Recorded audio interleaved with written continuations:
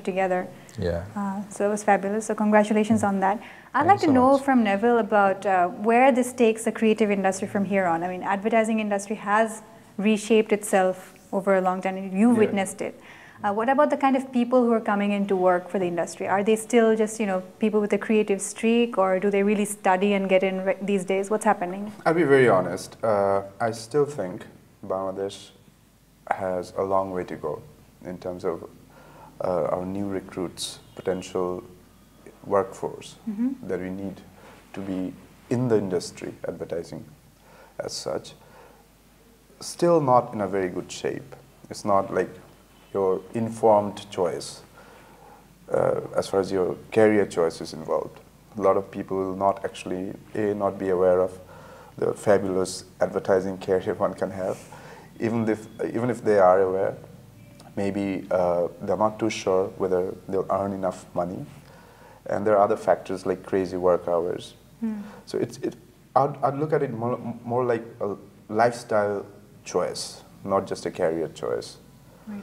Like if you don't want to wake up in the morning, like 8 o'clock, that was one of the key factors that worked on me. If you don't want to wake up, you join the creative industry.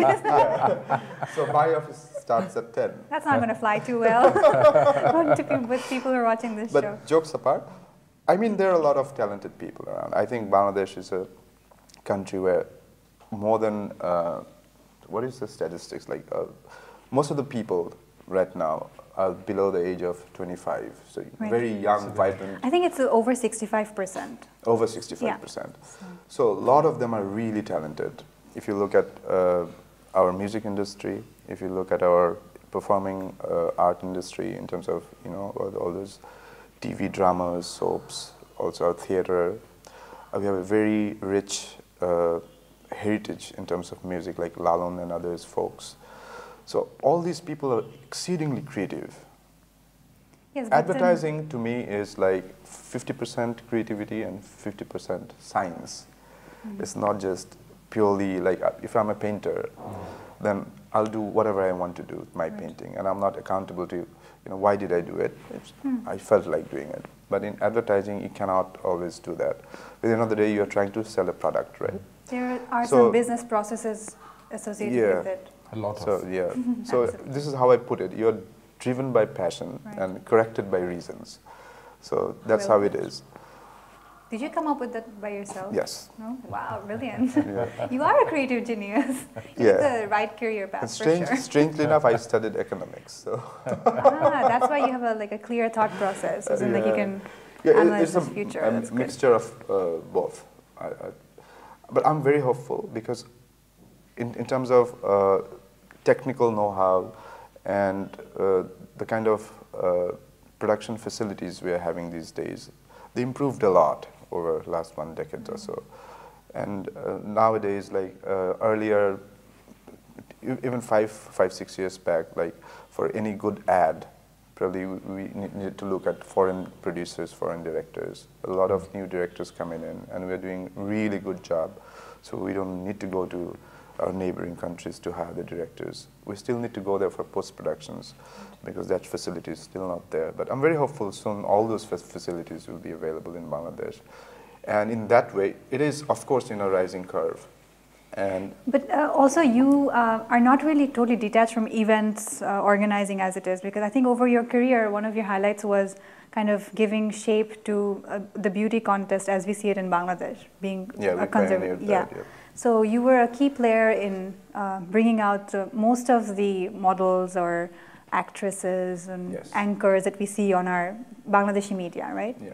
So do you think that all these people who are working in the industry right now, they would have to really learn anything, or just have a trait for taking up an event management company? Anybody who's not even a graduate, they can open up an event management company. So this kind of psychology kind of brings the standard down, right?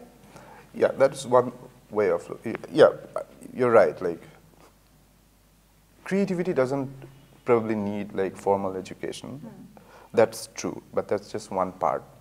As I said, it's not just about being creative. It's also about being very rational. So your rational part of your brain should be working right. So education always helps.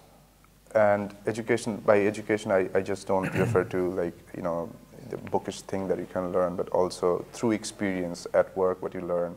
All part of, you know, growing up process and learning process. So there are a lot of new agencies coming up, new event management companies coming up. Some of them are doing well, some of them not doing well. So I'll not discourage people to come up with, you know, every other day new company. They can always do that, but for them, in order to be, you know, survive in the very competitive market, they need to have that creative edge and that, you know, finesse that is needed of either a creative agency or activation agency. So, but see, if you want to recruit somebody who's like technically very high skilled while they're just, you know, joining the advertisement industry, where would they go to learn? I mean, the universities that are here in Bangladesh, 2 or 3 of them are offering media and communication education, right? One of them has the advertising 4-year course, I think, or a diploma, something like that. So that's just 1 or 2. So where would they go to learn the things that you need or unfortunately, demand? there are not many places where they can go to. So what we do is, when we recruit freshers, we try to look for that, you know, edge, or in terms of, it's more psychological part that we look at, not really how you, what is your CGPA or how well you did in your, you know, bachelor's degrees and everything. But if you have that, if you can spot a person with the right mindset, with that urge to do something better in terms of being creative, and doesn't matter which department I'm taking that person in. So that overarching creativity, that streak, is something that is a must. Of course. So once you get into it, there are a lot of you learn from what you do. If you are it's more on the job, I guess. On the job you process. just keep Plus on learning. we do have regular training sessions, seminars, workshops, and at times we send people abroad. So you can actually look at it this way, that because of our common cultures and the kind of interaction that we already have within our neighbors, it would actually make sense to come together. I mean, the countries can come together and set up some kind of a technical assistance or human resource development facility through which we can learn from each other, because it's actually non-existent. The educational institutions aren't backing the industry up. So whose responsibility is it to make sure that people who are interested to work actually get the training to come into the industry?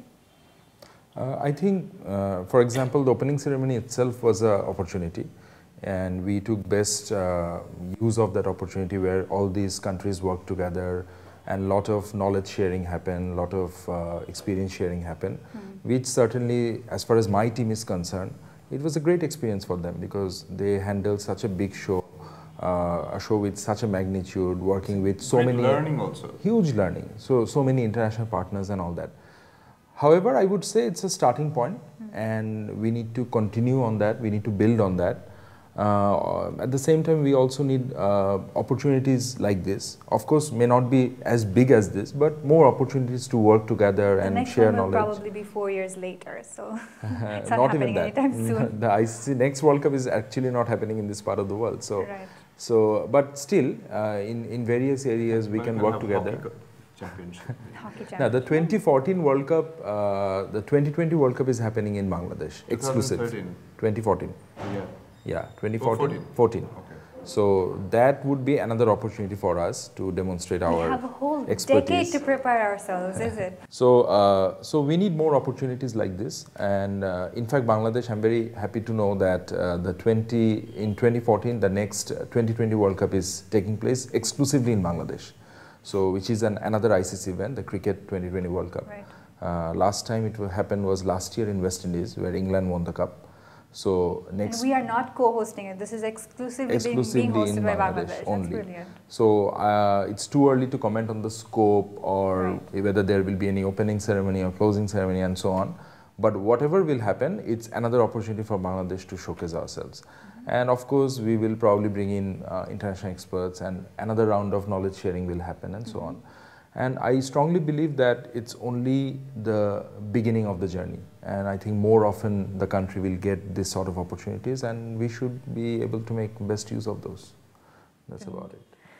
So if I can ask you, as in where do you see the industry growing from here on? As in, will you always be in the same industry, or do you plan to like start your own something else, like going to IT, or where is the future? No. Where everyone is going into IT or RMG. So No, you're here. doesn't You're here to interest stay. me. Yeah. Okay. So do you To think me, it's going to be? I think yes, because You're I open think to the idea. I am open But to you the guys have idea. already gone so under far the high same, up in the organization. Same umbrella, it can actually happen under Asiatic or some other name, whatever.